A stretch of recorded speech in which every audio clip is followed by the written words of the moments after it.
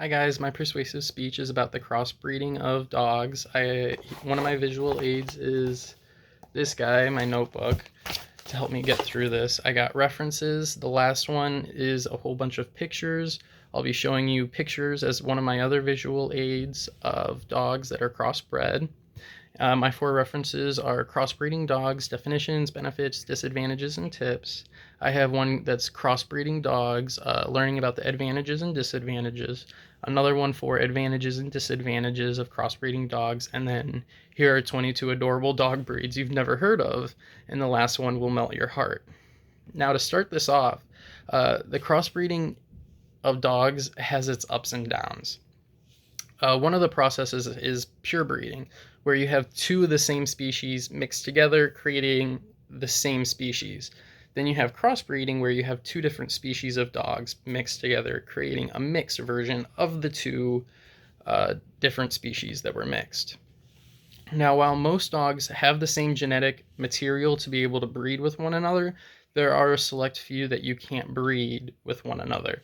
This could include foxes and African hounds. You also have jackals.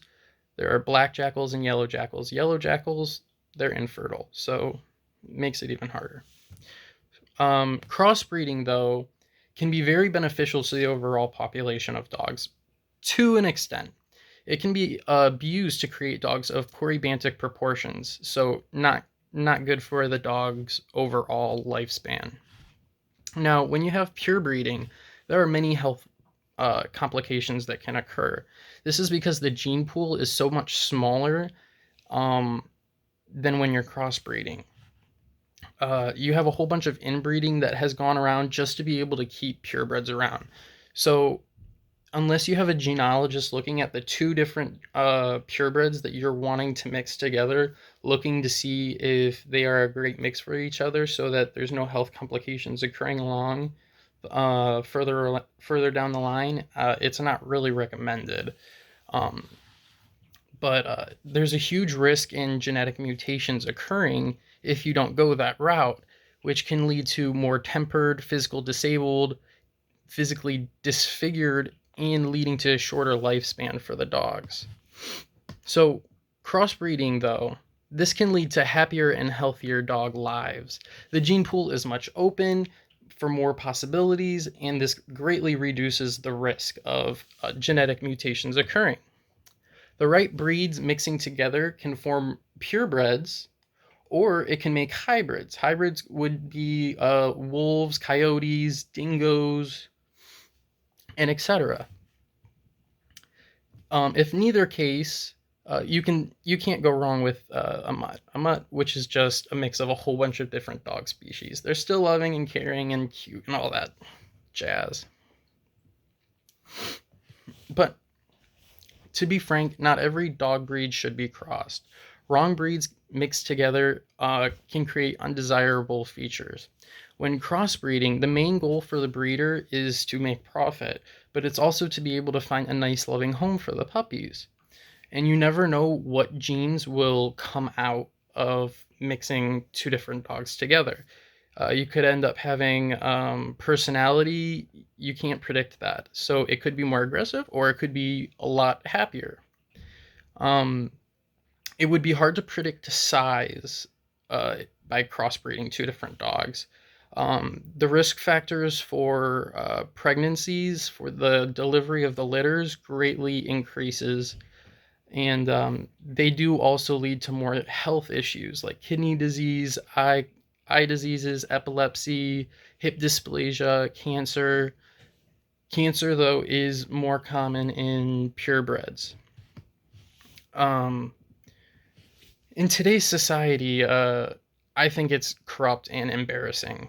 Today's new generation, we live in a world of technology. It's a whole new way of communication. And unfortunately, it comes with some drawbacks. Society is filled with influencers nowadays. Back in the 17th, 18th, and 19th centuries, the purpose of breeding dogs was for hunting, guarding, and competitive training. Now they're being bred together for no reason other than to get new odd breeds that may or may not be cute or just to flaunt around. In some cases, they are cute, but that doesn't mean it's right. I believe that medium to large dogs should be bred together and small dogs with other small dogs should be bred together. This will create a better genetic variation with less drawbacks that won't lead to more unfortunate expressions being carried out when the offspring are about. So here are some of the pictures that I was able to get for you guys. Let me bring them up. Here we go. So right here, we have a Schipporky. This is a German Shepherd mixed with a Corky. Here we have a Dalmatian mixed with a Dachshund. This is what I meant when you have no idea what the size could be, because the other two, the Dalmatians and the Dachshunds, are relatively large, and this little dude is pretty small. Next, we have the Cocker Pay.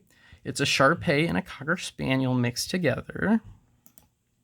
And then here we do have a Bulldog Shepherd. It's an English Bulldog and a German Shepherd mixed together. So those are the very few of the very many dog breeds that have been crossed. And I hope you guys enjoyed this presentation.